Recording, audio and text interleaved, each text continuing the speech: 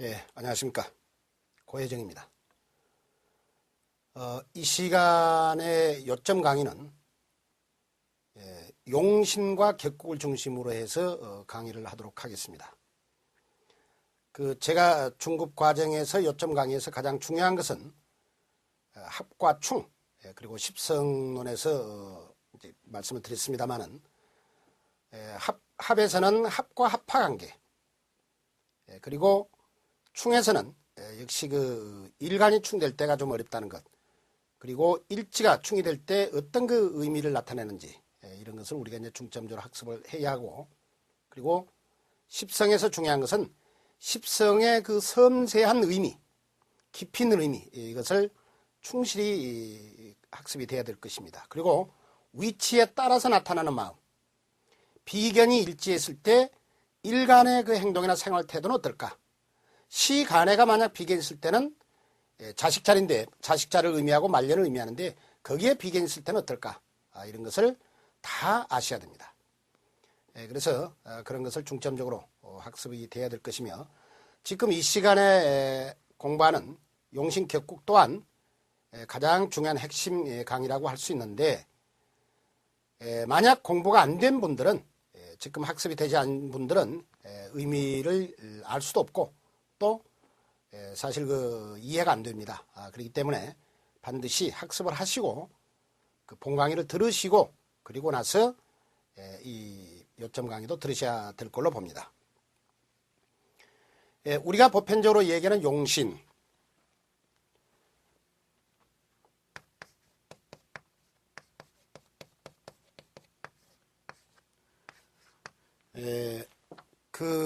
용신의 진정한 의미가 가장 중요합니다.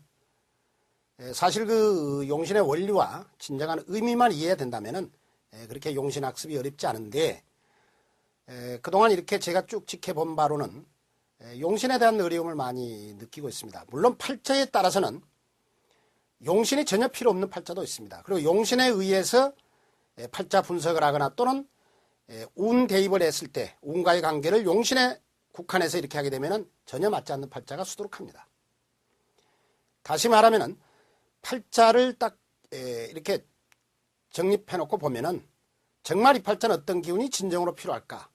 그리고 일간이 진정으로 향하고 추구하는 마음은 무엇일까? 이것을 읽어내는 것이 중요한 것이지, 단순하게 신강사주, 신약사주 구분해서 또는 조우상 어떤 기운이 필요해 이렇게 딱딱딱 해서 공식적으로 이렇게 용신을 정하려고 하는 분들을 수도 없이 보고 있습니다. 그래서 그렇게 해가지고 만약 원국 분석이나 운 대입을 했을 때 맞는다면은 얼마나 이 학습이 수월하겠습니까만은 실제 그렇지는 않습니다. 그래서 용신은 팔자에 따라서는 전혀 작용이 없는 팔자도 많다. 또는 정말 용신 아니고서는 도저히 일간 스스로 일간 역할을 할 수 없는 그런 상태도 있겠지요. 이런 것들은 팔자 구성에 따라서 달라지기 때문에 절대적으로 공식적 획일적으로 학습하지는 말아달라는 그런 부탁을 드리고 싶습니다. 우리가 보편적으로 용신 그러면은 두 가지로 이해할 수 있겠죠. 용신은 뭐냐? 가장 기본적으로 얘기한다 그러면 일간을 도와주거나 또는 일간에게 힘이 되어주는 기운, 이렇게 볼 수 있습니다. 그것은 신약사주에서 나타날 수 있겠지요. 또는 일간이 향하고 추구하는 그런 기운이다. 일간이 필요로 한다는 그런 의미도 성립되겠죠. 이때는 아마 신강사주에서 식상이나 재성 또는 관의 통제, 지배, 간섭, 이것을 원하는, 보편적으로 우리가 생각하면은 간섭, 통제, 지배를 싫어하지요. 하지만은 극이 필요할 때가 있다는 얘기입니다. 만약 신유술을 경금이다. 신유술을 경금 그러면은 일간 경금은 이것은 무쇠입니다. 무쇠인데 6월 태생의 경금이다 그러면은 이것은 정말 강철 중의 강철입니다. 그래서 이런 무쇠는 1차적으로 화로 재련 가공을 해서 생필품이나 또는 보석으로 사용하도록 해야 됩니다. 이것은 극이죠, 하극금. 그래서 극을 필요로 한다는 얘기니까 결국은 간섭이나 통제 지배를 받아들이는 그런 상태가 되는 것입니다. 만약 이것이 그런데 팔자 내에 없다 그러면은 일간은 역시 이제 또 다른 기운을 찾아봐야 되는데, 일단은 맑고 깨끗한 물을 생성을 해야 되겠지요. 일단은 또 수를 또 향하게 되는데, 1차적으로 음양조화라는 관점에서 놓고 보면은 6월은 완연한 가을이고 또 금입니다.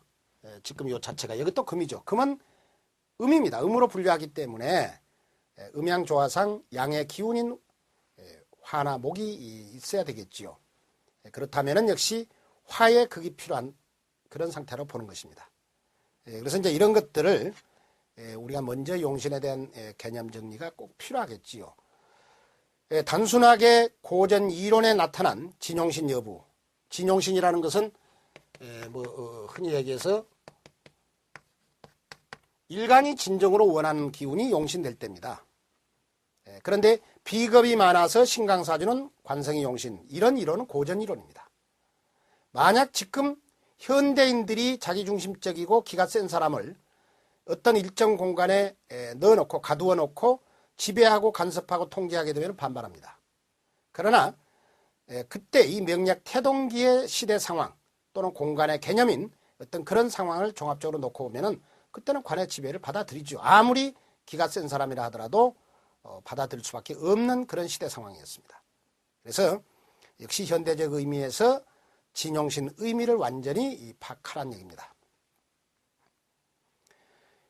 그리고 이제 용신 치용법은 이미 우리 많이 나오고 있지요. 간혹 그 용신과 격국을 이렇게 착각하는 그런 때도 많이 보고 있습니다만은, 용신은 일간이 기준이 되는 것입니다.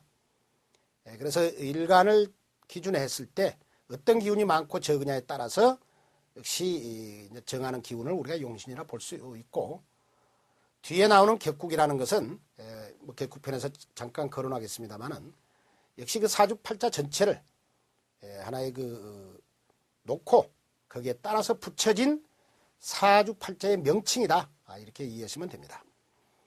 그래서 용신을 잡는 방법도 팔자 구성이, 팔자 형태가 편격이냐 정격이냐, 다시 말하면은 신강신약으로 구분이 가능한 팔자냐, 아니면은 신강신약으로 구분할 수 없는 특별한 형태의 팔자냐에 따라서 용신 잡는 방법이 다르지요. 이것은 여기서 제가 하지 않겠습니다.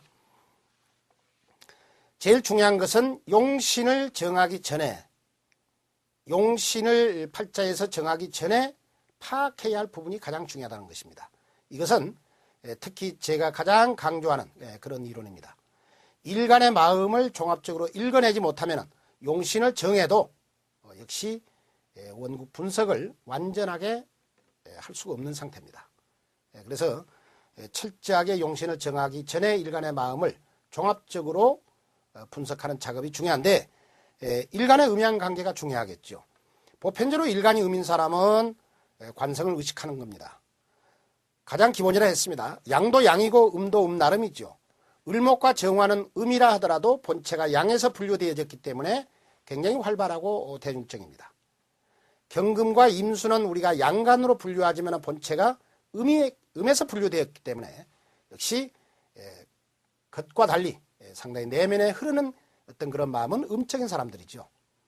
그래서 그러한 것까지 다 감안해야 되겠지만은, 기본적으로 일간 음인 사람은 항상 정관을 의식한다. 정관을 의식한다는 말은 가정, 조직 또는 남편, 이런 것을 의식하고, 그리고 제도와 규율, 정도, 법도 이런 것을 의식하는 그런 성향이 강하다, 이렇게 볼 수 있고, 일간이 양인 사람들은 가장 기본 이론은, 물론 무토나 경금은 목의 극이 필요하고 화의 극이 필요하다 그랬습니다. 임수는 극이 필요할 때도 있고 극이 되지 않는 상태에서 어중간한 흙이 이렇게 극을 하게 되면 오히려 반발하게 되겠죠. 휩쓸고 지나가 버립니다. 그래서 이제 그런 팔자 형태에 따라 다르지만은, 그러나 기본적으로 우리가 양간들은 식상과 재성을 추구하는 마음이 강하다. 이것은 왜 그러냐 그러면은, 양이라고 하는 그 출발선에서 생각을 해야 되겠죠. 양은 발산하고 싶어하는 그런 마음을 갖습니다. 그래서 자신을 드러내고 또 간섭 통제받는 것보다는 자기가 뭔가 주도하고 싶어하는 그런 성향이 강하다는 것입니다. 그것은 물론 가장 강한 것이 간목과 병화지요. 그래서 간목과 병화는 본체도 양이고 역시 십천간에서도 양으로 분류하기 때문에 제일 강하다고 볼 수 있는 것입니다. 그 다음 이제 우리가 월주를 또 분석해야 되겠는데, 월주는 역시 일간의 성장 환경입니다. 그래서 가장 중요한 것은 몇 월 태생이냐가 가장 중요하겠죠. 간혹 제가 이렇게 보면은 이런 때를 많이 보는데, 같은 불이라 하더라도 이것이 인월 태생의 불과 5월 태생의 병화는 근본적으로 힘이 다릅니다. 여기는 한여름, 양의 기운이 가장 강하게 작용할 때니까 이 병화는 대단한 그 힘을 가졌습니다. 그러나 여기는 목생화, 다시 말하면 월지 통군했다고 하지요. 통군은 하였지만은 초봄의 불입니다. 초봄의 불이 그렇게 강하다고 볼 수는 없겠지요. 그래서 여기나 여기 또는 뭐 여기에 따라서 이 병화의 힘이 강할 수도 있고 약할 수도 있다는 것이고, 그러나 이러한 경우는 이미 한여름의 태양이기 때문에 대단한 열기를 가졌습니다. 그래서 특별히 주변에서 강한 기운이 제압하지 않는 한은 상당히 병화는 심각한 팔자가 되는 것입니다. 그런데 지금 여기서 중요한 것은 단순하게 이것을 신강신약을 구분한다는 것이지요. 무조건 월지통군, 일지통군 이렇게 해서 그 신강신약으로 구분하기 때문에 상당히 어려움을 겪는 경우를 제가 많이 본 적이 있습니다. 그래서 계절을 먼저 보라는 것입니다. 자, 다시 한번 말씀드리면은 일간 경금을 놓고 봐도 이것이 편인월입니다. 토생금. 똑같은 경금이라 하더라도 진월 태생의 경금, 이것도 편인이죠. 그럼 월지 다 통분했다고 보는데 술월 경금과 진월 경금의 힘의 차이는 대단하지요.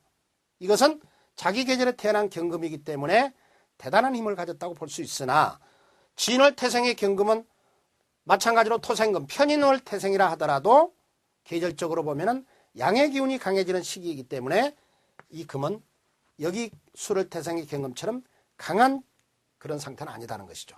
그래서 용신에서 이런 것을 감안하지 못하면 상당히 어려움에 봉착한다는 것, 이것을 꼭 좀 맹심했으면 좋겠습니다. 그 다음 격국입니다. 이것은 그 격을 알아야만, 만약 이 사람이 비견격이다, 뭐 우리 고전 이론대로 하면 걸록격이겠죠. 걸록격 팔자다. 그러면 걸록격일 때 일진의 어떤 기운이 자리해야만 걸록격다운 행동이나 생활 태도를 드러낼까? 이것을 알아야 되지 않습니까? 그래야만 역시 용신을 정했을 때 분석이 용이하고 또 운에 의한 변화를 이렇게 완전하게 분석할 수 있으라고 봅니다. 그리고 월주에 어떤 육친이 자리했는가도 봐야 됩니다. 그 육친, 어떤 육친이 자리했는가를 파악하지 못하면은 역시 우리가 인연이라는 개념, 정이라는 개념, 덕이라는 개념을 파악할 수가 없는 것이죠. 부모가 부모 자리에서 이미 안정된 상태에서 영향을 주고 있습니다. 그럴 때는 일간 입장에서는 신강신약 개념보다는 일간이 부모의 도움을 받았기 때문에 일간 역시 도움을 줘야만 됩니다. 그 도움을 준다는 것은 결국 이제 식상의 의미인데, 그 식상이 어느 자리에 어떤 상태로 작용하느냐, 역할을 다하느냐에 따라서 그 팔자는 상팔자가 될 수도 있고 정말 별 볼 일 없는 팔자가 될 수도 있는 것이죠. 그래서 이러한 것들이 중요하다. 다시 말하면 월주에서는 몇 월 태생이냐, 어떤 계절에 태어났느냐를 먼저 봐야 되고, 그 다음은 무슨 격 팔자인가, 그리고 월주에 어떤 육친 자리했는가, 이것을 정확히 분석이 되어야 될 것입니다. 그리고 이제 일지를 또 보게 되는데, 일지는 제가 조금 전에도 말씀드렸지만은 일간의 행동이나 생활 태도가 나타나는 자리입니다. 그래서 또 일지는 일간의 그 앉은 자리, 다시 말하면 자체적으로 그 뿌리를 나타내는, 자신의 뿌리를 의미하는 자리죠. 거기에 어떤 기운이 있느냐에 따라서 일간은 다양한 형태의 생활 태도가 나타납니다. 또 마찬가지로 배우자 관계도 분석이 가능하고 직업 관계도 거기서 분석을 하는 것입니다. 그래서 일지에 음의 기운이 자리하느냐, 양의 기운이 자리하느냐, 일간이 병화라 하더라도 일지 자수가 자리한다. 가장 기본적인 겁니다. 물론 이것도 연월에 따라 다르고 시간 기운에 따라 또 다릅니다만은, 일지에 만약 그 경우 자수가 앉아있게 되면 병화답지 않은 그런 또 행동이나 생활 태도를 드러낼 수도 있는 것이죠. 일간은 개수입니다만은 음중음이죠. 개수는. 그러나 사화가 만약 일지에 자리했다 그러면은 역시 보기보다는 역시 재물욕심 그리고 활동력 이런 것이 더 많다 이렇게도 우리가 해석이 되는 것입니다. 그래서 그것은 역시 음의 기운이 자리하는지 양의 기운이 자리하는지에 따라서 그 사람의 행동이나 생활 태도는 달라진다 이렇게 보는 것이고요. 또 어떤 십성이 자리하느냐, 비견이 자리했느냐 아니면은 뭐 식상이 있느냐 아니면 관성이냐 인성이냐에 따라서 역시 배우자 관계, 직업 관계 그리고 그 사람의 행동 생활 태도가 다릅니다. 이것을 정확히 분석을 해야 되고 마찬가지로 월주와 마찬가지로 어떤 육친이 자리했는가도 봐야 되겠지요. 만약 어떤 여성 팔자가 비견급제가 월주에 자리했습니다. 기가 센 여자가 되겠죠. 그러면은 물론 기가 세다는 것도 그 일간이 목화 양인지 아니면은 금수 음인지에 따라서 또 달라집니다만은 제가 말씀드리는 것은 여기서 가장 간단한 표현입니다. 일단 월간 월지 다시 말하면 월주에 일간과 같은 기운이 자리하게 되면은 당연히 일간은 기가 세다고 볼 수 있는 것이죠. 그런데 일치에 편관이 만약 자리하게 되면은 그것은 역시 남편의 의미를 둡니다. 육친으로는. 물론 또 편관의 행동을 한다는 것이니까 식상이 자리해야 될 자리에 오히려 일간을 찾고 힘없는 편관이 그 기센 일간을 자꾸 이렇게 간섭하려 드는 그런 성향이 나타나기 때문에 갈등할 수밖에 없는 것이죠. 다시 정리하면은 일지에 어떤 기운이 있느냐, 음이냐 양이냐를 파악하고 그 다음은 어떤 십성이 자리했는가 그리고 어떤 육친이 자리했는가 이것을 봐야 됩니다. 그 다음은 시간이라는 자리는 역시 일간이 향하고 추구하는 자리입니다. 영향을 주는 자리죠. 그 자리에 또 뭐가 있는지 물론 시지 참고를 해야 되겠죠. 이런 것을 전부 보게 되고 그 다음은 합충관계를 봅니다. 합과 충관계를 파악한 다음에 이런 팔자이기 때문에 이 일간에게는 어떤 십성이 다시 말하면 어떤 기운이 정말 필요하겠다는 것을 우리가 알아야 된다는 얘기입니다. 그래서 무조건 용신을 정하는 것이 능사가 아니라 그 일간의 마음을 종합적으로 이렇게 파악한 다음에 용신을 정하게 되면은 실수 없이 원국 분석이 가능하다고 봅니다. 그 다음은 용신을 우리가 이제 그 정해도 그 분석이 용신 분석이 가능해야 되는데 뭐 신강사주에서 식상 재성이 용신이다. 그러면 그것이 어느 자리에 있는가가 중요하겠죠. 그래서 우선적으로 일간이 진정으로 필요한 기운이 용신이 되었는지 그것은 진용신 여부를 먼저 파악하라는 얘기고 그 다음은 어느 자리에 있느냐 역시 용신 역할이 가능한 자리에 있는지를 봐야 된다는 것이죠. 일간이 지금 힘이 미약한데 인성이 용신이 됐습니다. 근데 시간애가 자리했다. 그게 용신 역할이 되겠습니까? 역시 전혀 의미가 없죠. 그래서 위치를 봐야 되고 강약 역시 일간을 도와주는 용신은 강하고 볼 일입니다. 약하면은 약한 만큼 운에 따른 변화가 심하다는 것이죠. 그래서 강해야 된다는 것. 그 다음은 합이나 충이 없이 온전한 상태로 역할이 이루어져야 됩니다. 충이 되어가지고 불안하다. 그러면은 역시 충이 된 만큼 일간에게 도움이 되기는 어렵습니다. 그리고 용신은 혼잡이 되면 안 됩니다. 하나, 식신이 용신이다 그러면 식신 하나만 있어야지 상관하고 이렇게 섞여 있어서는 안 되는 거고 마찬가지로 관성이 용신이다 그러면은 편관이든 정관이든 하나만 있어야 된다는 얘기입니다. 그런데 이게 정관, 편관이 이렇게 혼잡돼서는 역시 탁한 팔자가 될 수밖에 없는 것입니다. 그리고 조우와 조우상 필요한 기운이 용신일 때가 가장 좋겠지요. 그럴 때가 우리가 보편적으로 진용신이라고도 볼 수 있는데 조우상 필요한 기운 만약 일간 간목이 임자월에 태어났습니다. 그래서 이것은 뭐 편인 정인이 월주에 자리했기 때문에 기본적으로 신강사주로 볼 수 있습니다. 그러나 자월 간목이기 때문에 특히 목은 생명체이기 때문에 얼면 안 됩니다.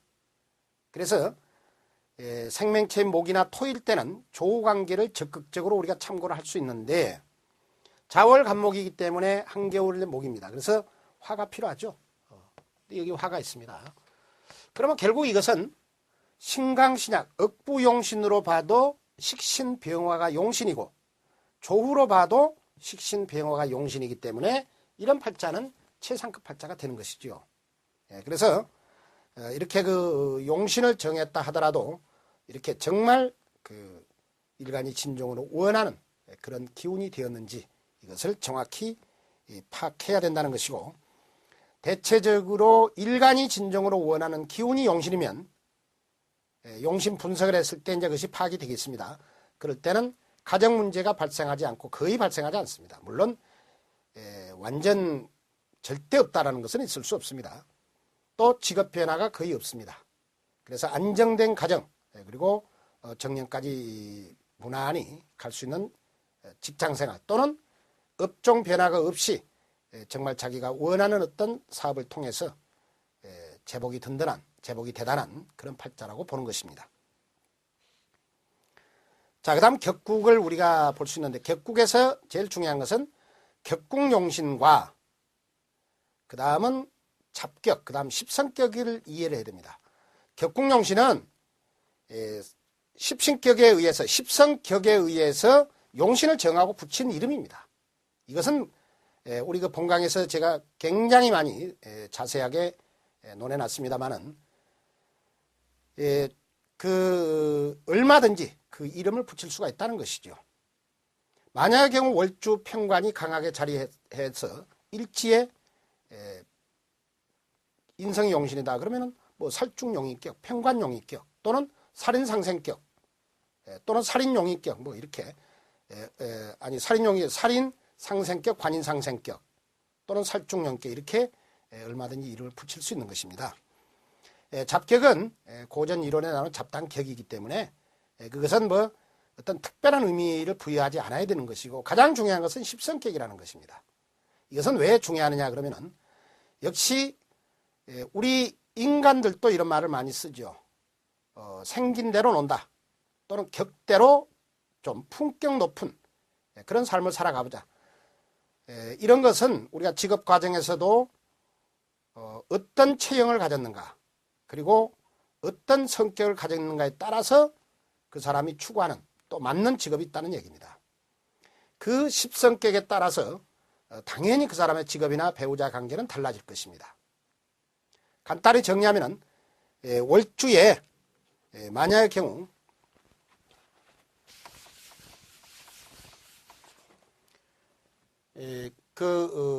간목일간입니다. 간목일간이 갑인월에 태어났다는 얘기입니다.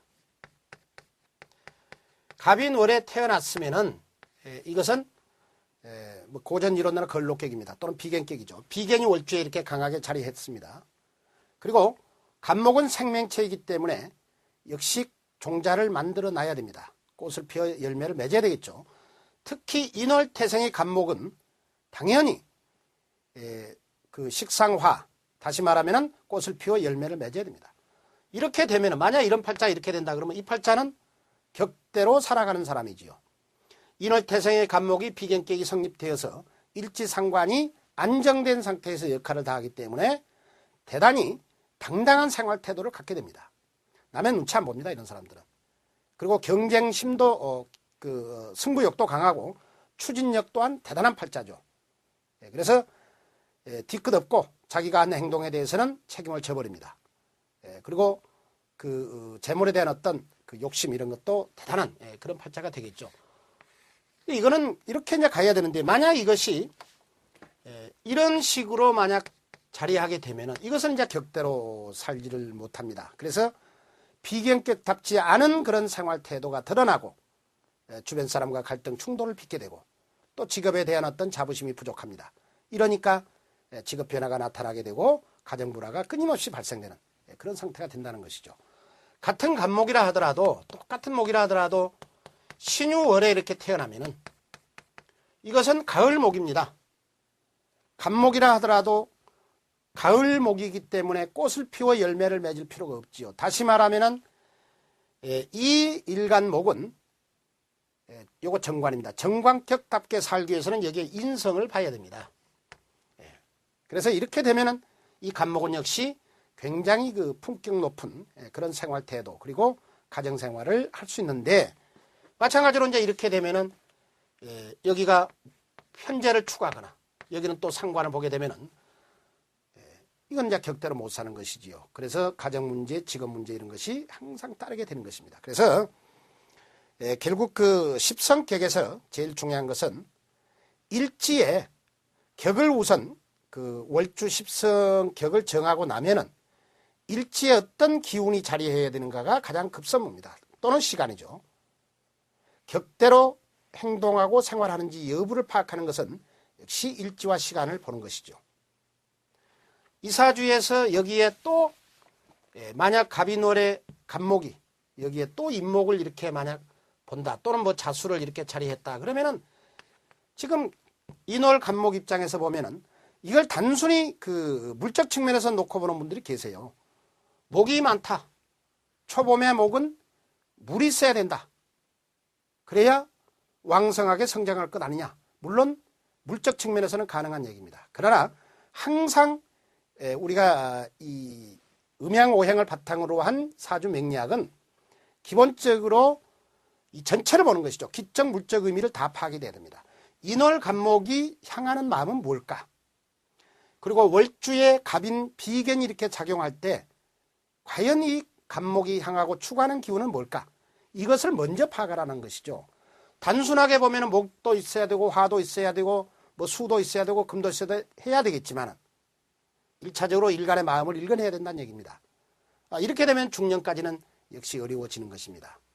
갑인월의 간목답지 않은 행동이나 생활 태도를 드러내는 것이죠. 그래서 가정 문제나 직업 문제, 결국은 항상 먼저 십성격이 중요한 것은 이 사람은 무슨격 팔자이기 때문에 어떤 기운이 일지나 시주 쪽에 자리해야 된다.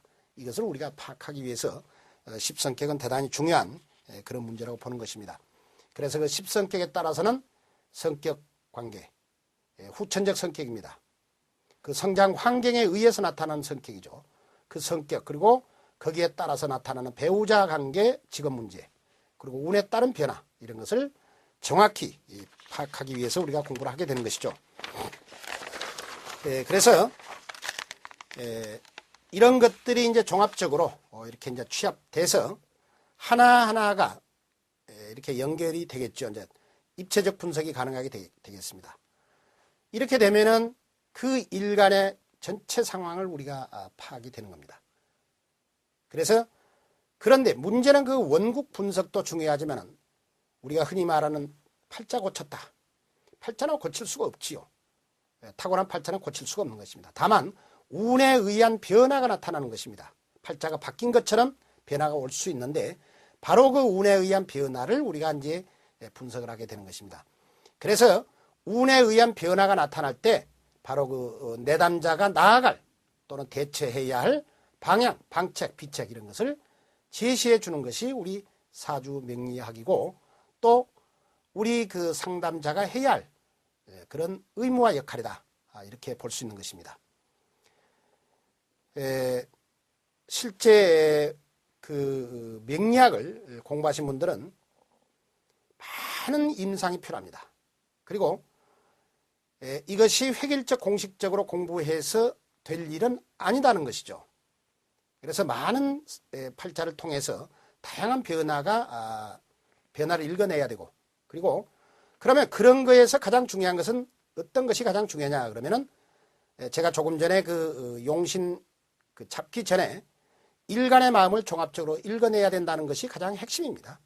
명리학의 사실은 가장 핵심인데 그것을 계속 반복 학습을 하시면은 아마 만족할 만한 그런 그 상담이 이루어질 것이고, 또 존경받는 명리가가 되리라고 봅니다. 짧은 시간이었습니다만은 이상으로 제가 그 요점 강의를 다 마치도록 하겠습니다. 좋은 인연 되시고 또 열심히 하셔서 그 만족할 만한 결과가 나타나기를 기대하겠습니다. 대단히 감사합니다.